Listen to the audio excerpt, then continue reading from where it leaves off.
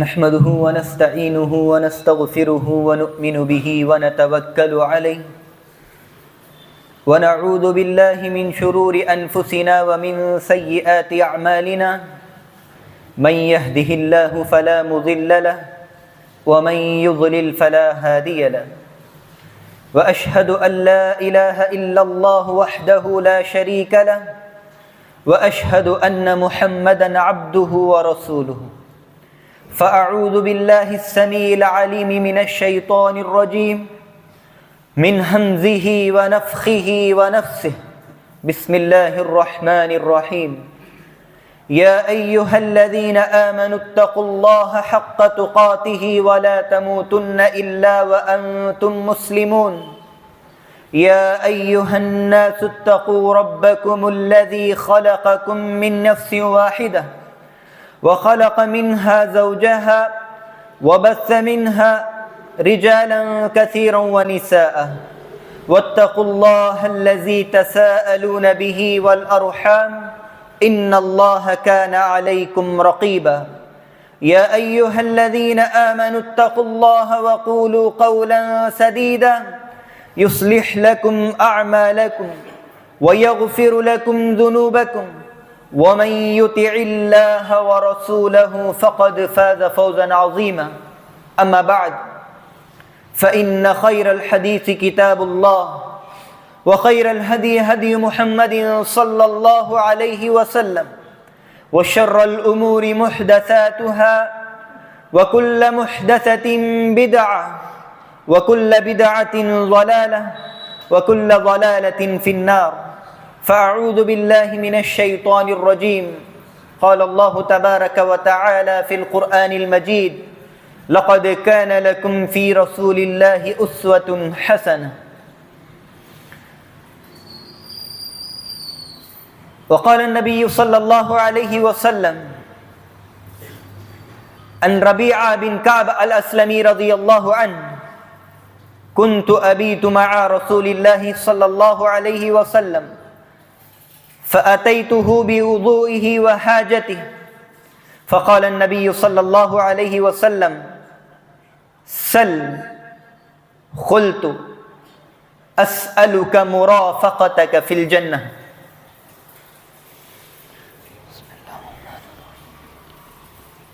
எல்லா புகழும் எல்லாம் வல்ல இறைவன் அல்லாஹ்விற்கே உரியது.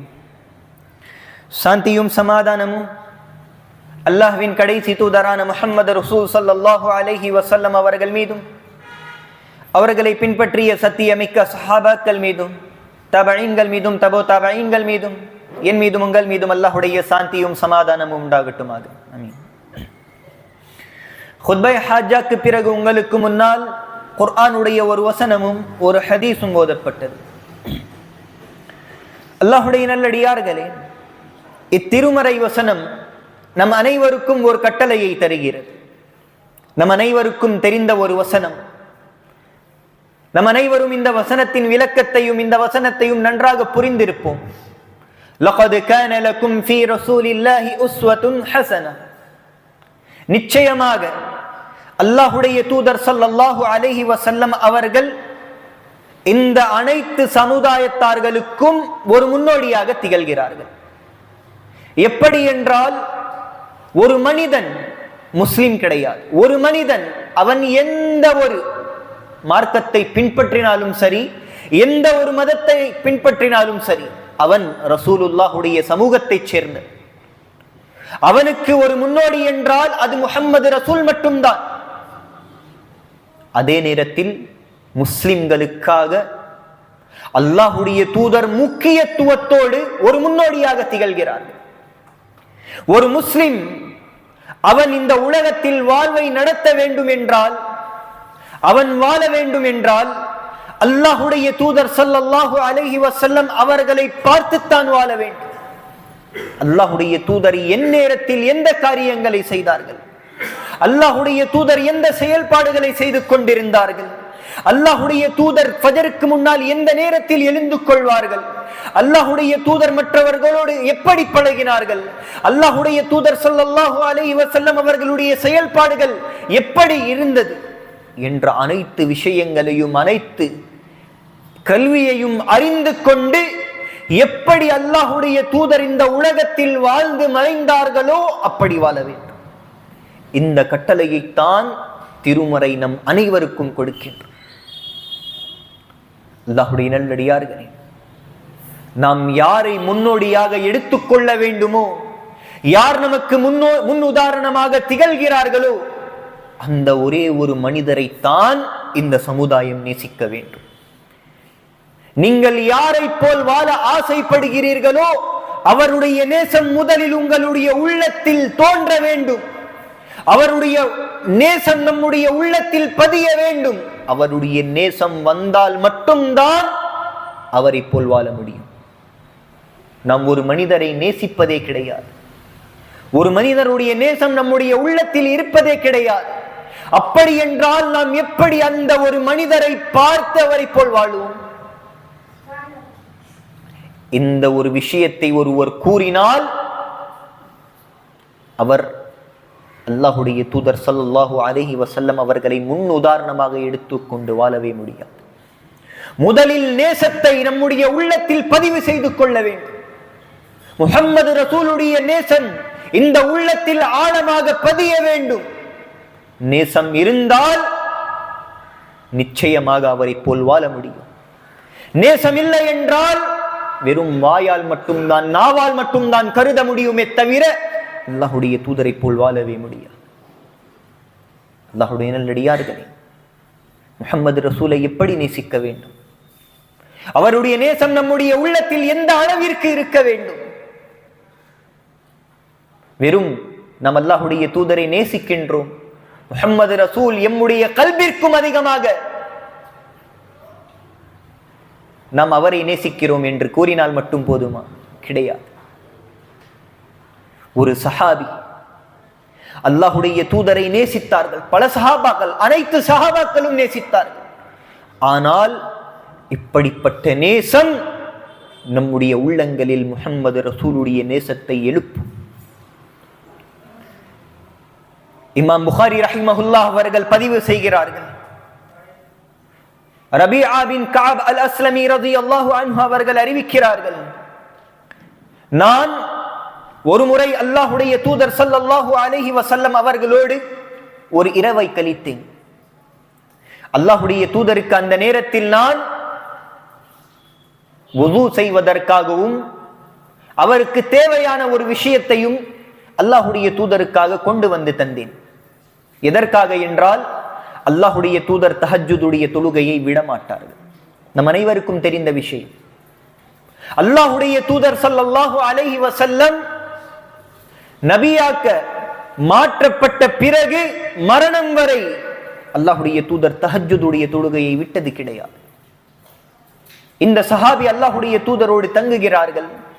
அல்லாஹுடைய தூதர் தஹஜ்ஜுதுடைய நேரத்திற்காக, தஹஜ்ஜுத் தொழுகைக்காக எழுகிறார்கள். அல்லாஹுடைய தூதருக்கு முன்னால் ரபீஆ பின் கஅப் வுதுவுடைய தண்ணீரையும் அல்லாஹுடைய தூதருக்காக மிஸ்வாக்கையும் ஏதோ ஒரு அவசியமான ஒரு பொருளையும் கொண்டு வர தருகிறார்கள். அல்லாஹுடைய நல்லடியார்களே, நாம் முதலில் இந்த சஹாபியை பற்றி தெரிந்து கொள்ள வேண்டும். ரபீஆ பின் கஅப் அல் அஸ்லமி, இவர் அஹ்லு சூஃபா, சூஃபாவை சேர்ந்தவர்கள். மஸ்ஜிது நபவியுடைய திண்ணையில் வாழ்க்கையை கழித்தவர். இவரிடத்திலே போதுமான செல்வம் கிடையாது. இஸ்லாமிய மார்க்கத்தின் விருந்தினர்கள் அஹ்லு சுஃபா, திண்ணைக்காரர்கள், அல்லாஹுடைய தூதர் அவர்களை இஸ்லாமிய மார்க்கத்தின் விருந்தினர்களாக அல்லாஹுடைய தூதர் அவர்களோடு நடந்து கொண்டார்கள். அல்லாஹுடைய நல்லடியார்களே, இந்த சஹாபி அல்லாஹுடைய தூதருக்காக வுதுவுடைய தண்ணீரை கொண்டு வந்து தருகிறார்கள். அல்லாஹுடைய தூதருக்கு இந்த ஒரே ஒரு செயல்பாடு மிகவும் பிடித்து விடுகிறது. அல்லாஹுடைய தூதர் ஸல்லல்லாஹு அலைஹி வஸல்லம் அந்த சஹாபியை பார்த்து கேட்கிறார்கள், ரபீஆ, கேளுங்கள், நான் உங்களுக்காக அல்லாஹ்விடத்திலே பிரார்த்தனையை கேட்கிறேன். அல்லாஹுடைய நல்லடியார்களே, இந்த நேரத்தில் நாம் இந்த ஒரு ஹதீஸை நம்முடைய உள்ளத்தில் பதிவு செய்து கொள்ள வேண்டும். ரபீஆ, அல்லாஹுடைய தூதர் கேட்கிறார்கள், கேளுங்கள், நான் அல்லாஹ்விடத்திலே உங்களுக்காக பிரார்த்தனையை செய்கிறேன். யார் இந்த மனிதர்? முஹம்மது ரசூலுல்லாஹ். இவருடைய துஆக்கள் அல்லாஹ்விடத்திலே அங்கீகரிக்கப்படாமல் இருப்பது கிடையாது. முஹம்மது ரசூலுடைய துஆக்கள் அல்லாஹ்விடத்திலே அங்கீகரிக்கப்படும். இதிலே எந்த ஒரு மாற்று கருத்தும் கிடையாது. நேரம் எப்படிப்பட்ட நேரம்? தஹஜ்ஜுதுடைய நேரம். அல்லாஹ் முதலாவது வானத்தில் வந்து அவனுடைய அடியார்களை அழைக்கக்கூடிய நேரம், துஆக்களை அங்கீகரிக்கக்கூடிய நேரம். நேரமும் துஆவை அங்கீகரிக்கக்கூடிய நேரமாக இருக்கின்றது. பிரார்த்திப்பவரோ முஹம்மது ரசூல். யாரிடத்தில் பிரார்த்தனை நடந்து கொண்டிருக்கிறது? ரப்புல் ஆலமீன் அல்லாஹ்விடத்திலே பிரார்த்தனை நடந்து கொண்டிருக்கிறது. அல்லாஹ்வுடைய நல்லடியார்களே, போதுமான செல்வம் அந்த சஹாபியிடத்தில் கிடையாது, சொந்தமான வீடு கிடையாது. மனைவிமார்களுக்காக அவர்கள் ரிஸ்கை கொடுக்க முடியாத காரணத்தால் திண்ணையில் வாழ்க்கையை கழித்தார்கள். சொல்ல போனால் ஏழை சஹாபி. ஒரு வேளை சாப்பாட்டிற்காக கூட அல்லாஹ்வுடைய தூதர் சதகாவுடைய மாலில் இருந்து கொடுத்தால் மட்டும்தான். அல்லாஹ்வுடைய தூதர் கேட்கிறார்கள், ரபியா கேள், நான் உனக்காக பிரார்த்தனையை கேட்கிறேன். அந்த நேரத்தில் நாம் அல்லது நீங்கள் இருந்தால் என்ன கேட்டிருப்போம்? எதையெல்லாம் கேட்டிருப்போம்? அல்லாஹ்வுடைய தூதரிடத்திலே எதையெல்லாம் கேட்டிருப்போம்?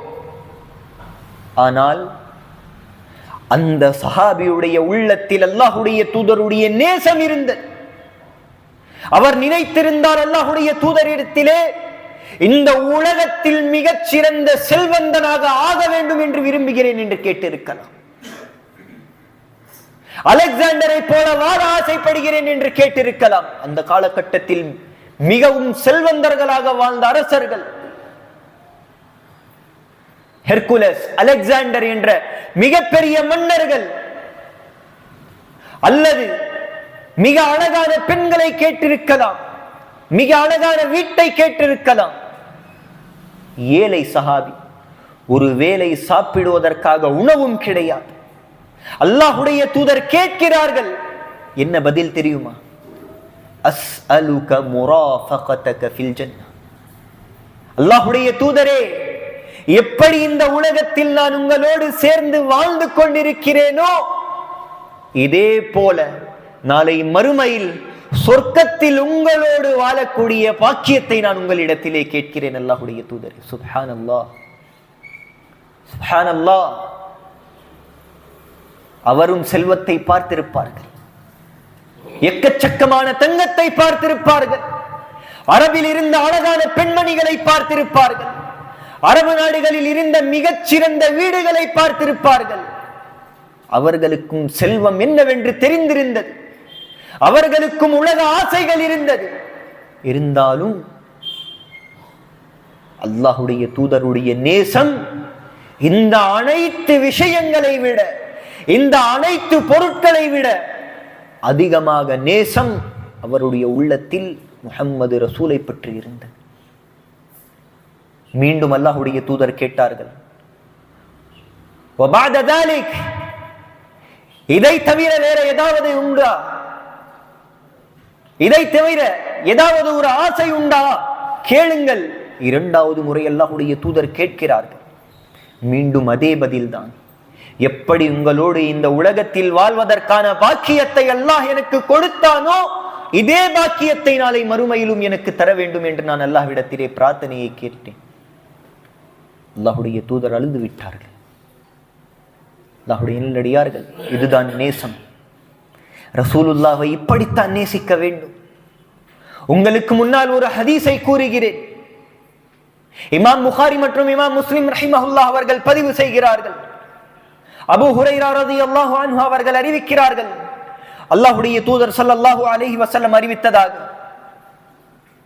நாளை மறுமை நாளில் இந்த உலகத்தில் முதலாக பிறந்த மனிதனில் இருந்து நாளை மறுமையில் பிறக்கக்கூடிய கடைசி மனிதன் வரை அல்லாஹ் அனைவரையும் ஒன்று சேர்ப்பான். எப்படிப்பட்ட நேரம் தெரியுமா? அல்லாஹ் தன்னுடைய திருமறையில் இந்த ஒரு செயல்பாட்டை, இந்த ஒரு நிலையை பற்றி கூறுகிறான்.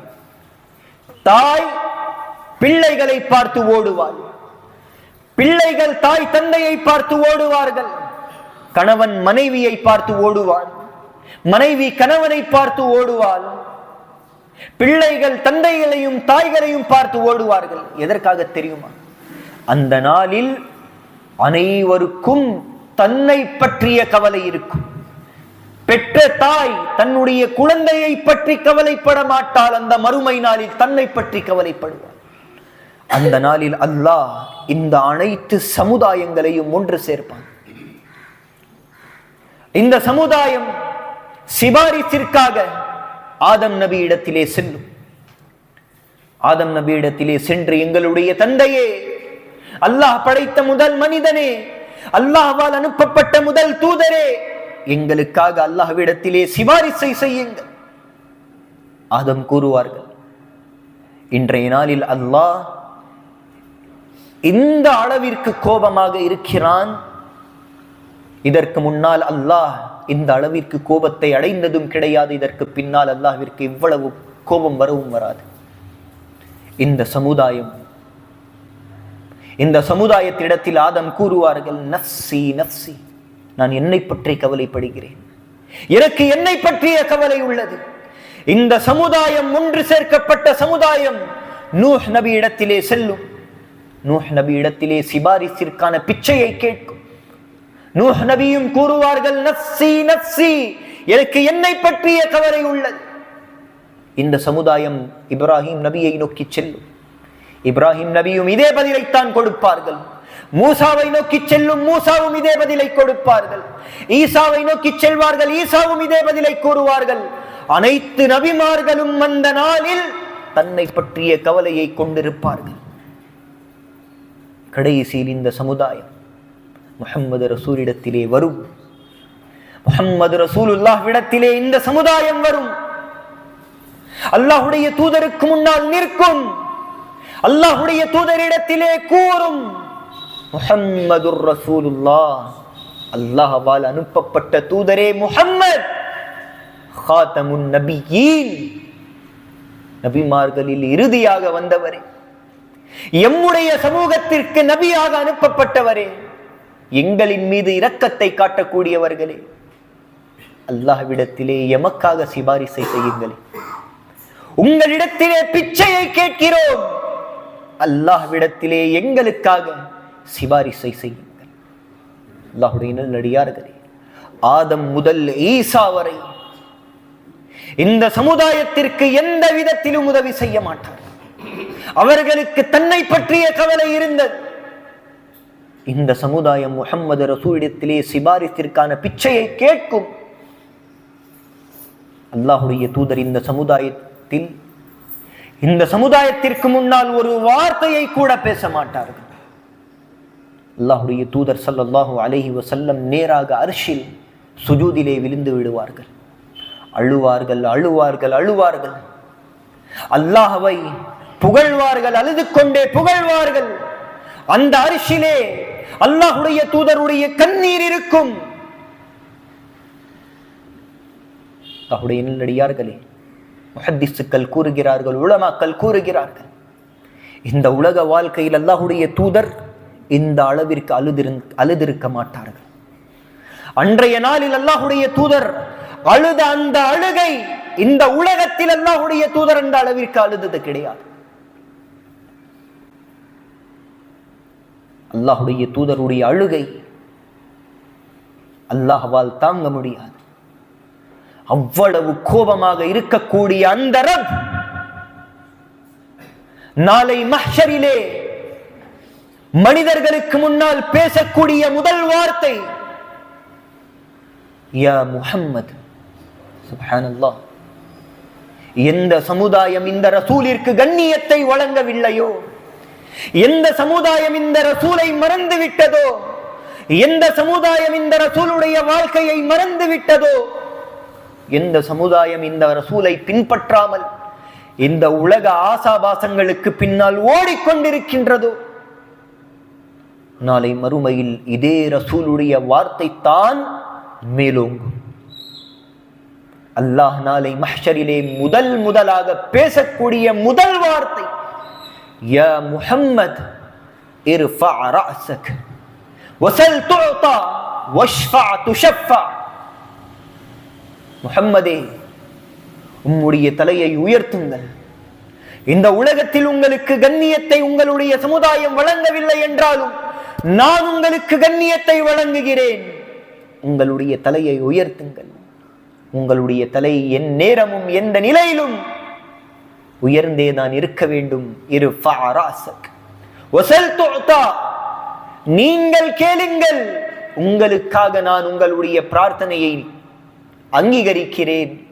வஷ்ஃபா துஷஃபா, நீங்கள் சிபாரிசு செய்யுங்கள், உங்களுக்காக சிபாரிசை ஏற்றுக்கொள்கிறேன்.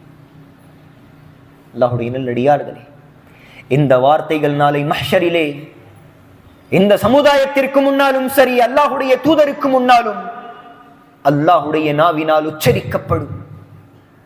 அல்லாஹ்வுடைய தூதர் தன்னுடைய தலையை உயர்த்துவார்கள். இந்த சமுதாயம் பார்க்கும், இந்த சமுதாயம் அல்லாஹ்வுடைய தூதரை பார்க்கும். அல்லாஹ்வுடைய தூதர் இன்றைய நாளில் யாரை பற்றி பேசப் போகிறார்கள்? யாருக்காக சிபாரிசை செய்ய போகிறார்கள்? தன்னுடைய மனைவியான ஆயிஷாவிற்காகவா? தன்னுடைய மனைவியான கதீஜாவிற்காகவா? தன்னுடைய பிள்ளையான இப்ராஹிமிற்காகவா? தன்னுடைய பிள்ளைகளுக்கான ஃபாத்திமா, ஜைனப், குல்சும் அவர்களுக்காகவா? இந்த சமுதாயம் பார்க்கும். தன்னுடைய தாயார் ஆமினாவை பற்றியா? இந்த சமுதாயம் அல்லாஹ்வுடைய தூதரை பார்த்து கொண்டே இருக்கும். அவருடைய உள்ளங்களில் இந்த கேள்வி எழும்பிக் கொண்டே இருக்கும். அல்லாஹ்வுடைய தூதர் யாரை பற்றி பேசப் போகிறார்கள்? அல்லாஹ்வுடைய நல்லடியார்களே, முஹம்மது ரசூல் தலையை உயர்த்துவார்கள். அல்லாஹ்வுடைய தூதர் ஸல்லல்லாஹு அலைஹி வஸல்லம் அவர்களுடைய மனைவிமார்களை பற்றி கவலைப்பட்டது கிடையாது. பிள்ளைகளை பற்றி கவலைப்பட்டது கிடையாது. குடும்பங்களை பற்றி கவலைப்பட்டது கிடையாது. அவருடைய தாயாரை பற்றி கூட அல்லாஹ்வுடைய தூதர் கவலைப்பட்டது கிடையாது. அல்லாஹ்வுடைய தூதர் நாளை மறுமையில் பேசக்கூடிய வார்த்தைகள் என்ன தெரியுமா?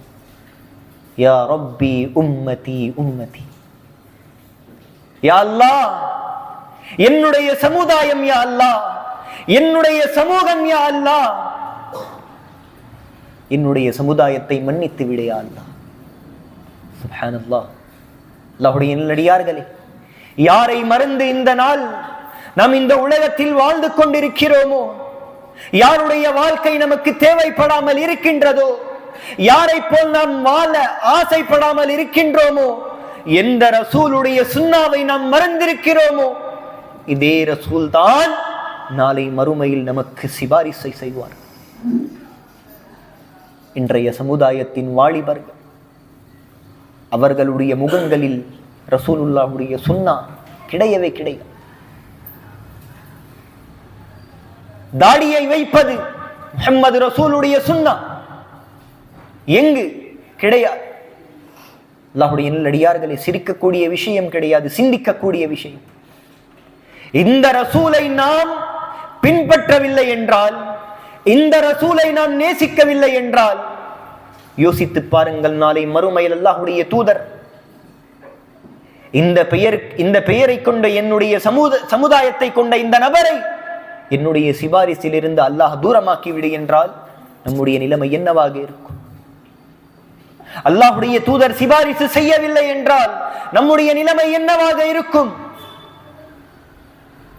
அல்லாஹ்வுடைய நல்லடியார்கள், இந்த சமுதாயம் இந்த ரசூலிற்கு கண்ணியத்தை வழங்குவது கிடையாது. திருமறை கூறுகிறது, இன்னல்லாஹ வ மலாயிகதஹு யுஸல்லூன அலன் நபி யா அய்யுஹல்லதீன ஆமனூ ஸல்லூ அலைஹி வ ஸல்லிமூ தஸ்லீமா. நிச்சயமாக அல்லாஹ் முஹம்மது ரசூலிற்கு அருள் புரிகிறான். அல்லாஹ்வுடைய மலக்குமார்களும் அல்லாஹ்வுடைய தூதருக்காக அருளை வேண்டி துஆக்களை செய்கிறார்கள். யா அய்யுஹல்லதீன ஆமனூ, முஃமின்களே, நம்பிக்கை கொண்டவர்களே, உம்முடைய ரசூலிற்காக நீங்கள் அவரின் மீது ஸலவாத்தையும் ஸலாமும் கூறுங்கள். எத்துணை நபர்கள் அல்லாஹ்வுடைய தூதருக்கு ஸலவாத்தையும் ஸலாமும் கூறுகிறார்கள்.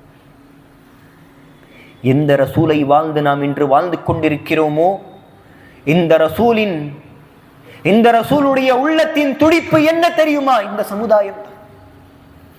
அல்லாஹுடைய தூதர் இந்த உலக வாழ்க்கையில் அதிகமாக துஆவை செய்தது இந்த சமுதாயத்திற்காகத்தான். அல்லாஹுடைய தூதருடைய உள்ளத்தில் எந்நேரமும் சமூகம் சமூகம் சமூகம், உம்மதி, அவருடைய சமுதாயத்தை பற்றி கவலைப்பட்டார்கள். மறைந்ததற்கு பிறகும் அல்லாஹுடைய தூதருடைய வார்த்தைகள் சஹாபாக்களுக்கு முன்னால் கூறினார்கள், நான் என்னுடன் பிறந்த சகோதரர்களை பார்க்க ஆசைப்படுகிறேன் என்று அல்லாஹுடைய தூதர் நம்மை கூறினார்கள். அல்லாஹுடைய நல்லடியார்கள், அல்லாஹுடைய தூதர் ஸல்லல்லாஹு அலைஹி வஸல்லம் அவர்களுடைய 23 நபித்துவத்தின் ஆண்டுகளை பாருங்கள். எந்த ஒரு நேரத்திலும் அல்லாஹுடைய தூதர் சமூகத்தை பற்றி கவலைப்படாமல் வாழ்ந்திருக்க மாட்டார். 23 ஆண்டுகளும் சமூகத்தை பற்றிய கவலை, நாளை மறுமையிலும் சமூகத்தை பற்றிய கவலை. இவரை நாம் நேசிக்கவில்லை என்றால் யார் நேசிப்பார்? இந்த ரசூலை நாம் பின்பற்றவில்லை என்றால் யார் பின்பற்றுவார்கள்? அல்லாஹ் வேறு ஏதாவது ஒரு சமுதாயத்தை படைப்பானா? கிடையாது. இந்த முஹம்மது ரசூலுடைய உம்மா நாம் தான். அல்லாஹுடைய தூதர் ஸல்லல்லாஹு அலைஹி வஸல்லம் எங்களுக்காக ரசூலாக அனுப்பப்பட்டவர்.